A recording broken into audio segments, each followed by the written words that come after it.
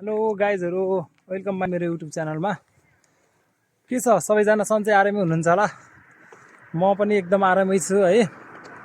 आज मैले तपाईहरुलाई एकदम विशेष प्रकारको भिडियो लिएर आएको छु। ध्यानपूर्वक हेर्नु होला मेरो भिडियोलाई अन्तिमसम्म। यदि हजुरहरु नयाँ जोडिदै हुनुहुन्छ भने मेरो च्यानललाई सब्स्क्राइब गर्न नभुल्नु होला भन्न चाहन्छु है। अनि को कताबाट हेर्दै हुनुहुन्छ यसो कमेन्ट पनि छुन्नु होला भन्न चाहन्छु। अनि आज म तपाईहरुको लागि एकदम विशेष भिडियो लिएर आएको। सो हिँड्दै बनाएको। हेर्नु घाम चाहिँ एकदम घाम छ यतातिर है। म चाहिँ हाल रोमानियाबाट, तपाईहरुलाई थाहा पनि छ होला है।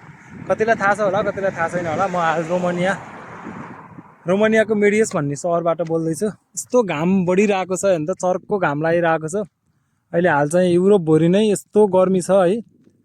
यस्तो गर्मी बढिरहेको छ। हेर्नु तपाईहरु देख्न सक्नुहुन्छ, यस्तो अहिले 37 डिग्री घाम लागिरहेको छ। तपाईहरुले थाहा पनि पाइसक्नु भयो होला थम्बनेल हेरेर है। आज मैले के विशेष भिडियो लिएर आएको छु भन्ने कुरा तपाईले थाहा पनि पाइसक्नु भएको छ। तपाईहरु यदि नेपालबाट रोमानियामा किचन हेल्परको लागि आउँदै हुनुहुन्छ भने विशेष ध्यान दिएर सुन्नु होला। सर्वप्रथम त तपाईहरु साथीहरु म के भन्न चाहन्छु भने है, तपाईहरु अनस्किलमा हुनुहुन्छ, कोही स्किलमै हुनुहुन्छ भने पनि हैन, यदि यहाँ आउँदाखेरि तपाईहरुले बेसिक ल्याङ्ग्वेजहरु नर्मल्ली हैन, तपाईहरु किचनमा चाहिने त्यहाँ बोलिने नर्मल्ली भाषाहरु चाहिँ जानेर आउनु होला भन्न चाहन्छु है। तपाईहरुलाई यहाँ चाहिँ इंग्लिश चाहिँ त्यति राम्रोसँग यहाँको मान्छेहरुले बोल्दैन। सबै धेरै मान्छेहरुले चाहिँ यहाँ रोमानिया नै बोल्छ है। त्यसैले तपाईहरु चाहिँ बेसिक ल्याङ्ग्वेजहरु सिकेर आउनु भयो भने चाहिँ धेरै राम्रो हुन्छ भन्न चाहन्छु। अनि सर्वप्रथम त तपाईहरु साथीहरु म के भन्न चाहन्छु भने है, तपाईहरु अनस्किलमा हुनुहुन्छ, कोही स्किलमै हुनुहुन्छ भने पनि हैन, यदि यहाँ आउँदाखेरि तपाईहरुले बेसिक ल्याङ्ग्वेजहरु नर्मल्ली हैन, तपाईहरु किचनमा चाहिने त्यहाँ बोलिने नर्मल्ली भाषाहरु चाहिँ जानेर आउनु होला भन्न चाहन्छु है। तपाईहरुलाई यहाँ चाहिँ इंग्लिश चाहिँ त्यति राम्रोसँग यहाँको मान्छेहरुले बोल्दैन। सबै धेरै मान्छेहरुले चाहिँ यहाँ रोमानिया नै बोल्छ है। त्यसैले तपाईहरु चाहिँ बेसिक ल्याङ्ग्वेजहरु सिकेर आउनु भयो भने चाहिँ धेरै राम्रो हुन्छ भन्न चाहन्छु। अनि तपाईहरु अब नेपालबाट यहाँ आउँदा चाहिँ है, बेसिक भाषा त भइहाल्यो, मैले भनिसके तपाईहरुलाई बेसिक भाषा जान्नु होला। त्यसपछि तपाईहरुको यहाँ कति तलब हुन्छ त नि, सुरुमा आउँदा तपाईहरुको कति हुन्छ स्यालेरी है।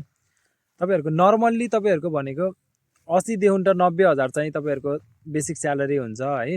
अनि त्यसपछिको भनेको चाहिँ तपाईहरुमा डिपेन्ड पर्ने कुरा हो, कम्पनीमा डिपेन्ड पर्ने कुरा हो। तपाईहरुको काम अनुसार हैन, कम्पनीले दिन नि सक्छ। अब तपाईहरुलाई ओटी को भनेको छुट्टै आउँछ है, टिप्स भनेको छुट्टै आउँछ। तपाईहरुलाई यो 80 देखि 90 को बीचमा दिने भनेको चाहिँ खाना बस्न सहित गरेर चाहिँ हो है।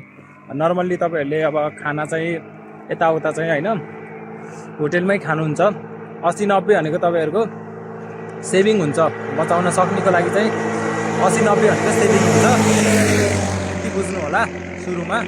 अनि तपाईहरुको स्यालेरी कति हुन्छ त नि सुरुमा तपाईहरु यहाँ आउँदाखेरि हैन। तपाईको स्यालेरी भनेको चाहिँ 80 देखि 90 हजारको बीचमा चाहिँ तपाईहरुको स्यालेरी हुन्छ। अनि अर्को कुरा के रह्यो भन्दा तपाईहरुको कति घण्टा काम गर्नुपर्छ त नि यहाँ तपाईहरुले भन्दाखेरि तपाईहरुको चाहिँ 8 घण्टा नि पर्न सक्छ, 10 घण्टा नि पर्न सक्छ, 12 घण्टा नि पर्न सक्छ है।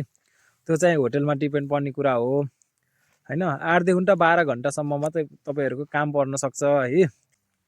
अनि तपाईहरुले काम चाहिँ के गर्नुपर्छ भन्दाखेरि त्यहाँ आउँदाखेरि है, तपाईहरुले त्यहाँको मेन सेफहरुलाई सहयोग गर्नुपर्ने हुन्छ है। तरकारी काट्ने, मासुहरु काटकुट गर्ने, सरसफाई गर्ने हैन। अनि तपाईहरुले त्यो किचन झाडु लगाउने हैन, पोचा लगाउने देखि लिएर तपाईले त्यहाँ भाँडाहरु मोल्ने, बुझ्नु भन्दाखेरि चाहिँ किचन हेल्पर, हामी हेल्पर हो नि हैन। हामी मेन भएर काम गर्न त सक्दैनौं सुरुमा त है। तपाईहरु मेनै भएर चाहिँ कहिले पनि काम गर्न लगाउँदैन। सुरुमा आउनु भयो भने तपाई यदि नेपालमा कामै गर्नु भएको छ भने पनि तपाईहरुलाई सुरुमा चाहिँ तपाईहरुलाई यही हो गर्ने नै, सरसफाई यताउता किचन हैन, हेल्परकै रूपमा काम गर्ने हो तपाईहरु। त्यसैले तपाईहरु चाहिँ हेल्पर हो भन्ने सोच्नु पर्यो सुरुमा चाहिँ है, त्यो चाहिँ बुझ्नु पर्यो। अनि अर्को कुरा के रह्यो भन्दाखेरि तपाईहरुलाई सुरुमा चाहिँ काम गर्न एकदम गाह्रो हुन सक्छ है। किनकि उभिएर काम गर्नुपर्ने हुन्छ, किचनभित्र एकदम गर्मी हुन्छ है। अनि त्यसैले चाहिँ एकदम सुरुमा चाहिँ गाह्रो हुनसक्छ, पछि चाहिँ तपाईँहरूलाई एकदम सजिलो हुन्छ, अब बानी पर्छ है। अनि त्यसपछि चाहिँ तपाईँहरूलाई अब सिजनको बेलामा ओटी पनि हुनसक्छ, त्यो चाहिँ तपाईँहरूले आफैले पाउने कुरा हो, टिप्स दिन सक्छ होटेलले है। त्यो चाहिँ तपाईँहरूमा डिपेन्ड पर्ने कुरा हो, होटेलमा डिपेन्ड पर्ने कुरा हो त्यो चाहिँ। अनि तपाईँहरू चाहिँ पछि चाहिँ तपाईँहरू गर्दै जाँदा होइन, हेल्परको रूपमा गर्दै जाँदा पछि चाहिँ तपाईँहरू मेनमा पनि काम गर्न सक्नुहुन्छ है पछि चाहिँ। अनि तपाईँहरूको स्यालेरी पनि बढ्दै जान्छ, इन्क्रिज हुँदै जान्छ। त्यसपछि तपाईँहरूको राम्रो हुँदै जान्छ। सुरुमा नराम्रो भए पनि होइन, सुरुमा चाहिँ ओहो कति थोरै स्यालेरी यताउता भन्न सकिन्छ होइन, भनिन्छ पनि कतिले है। त्यसमा चाहिँ होपलेस नहुनु होला, पछि चाहिँ तपाईँहरूको राम्रो हुन्छ होटेल लाइनमा भन्न चाहन्छु। ल बाई बाई। तपाईँहरूलाई मेरो भिडियो कस्तो लाग्यो है, like comment and share subscribe गर्न नभुल्नु होला। बाई बाई भन्न चाहन्छु। मेरो अर्को भिडियोको लागि प्रतीक्षामा बस्नु होला भन्न चाहन्छु। Bye bye all of you.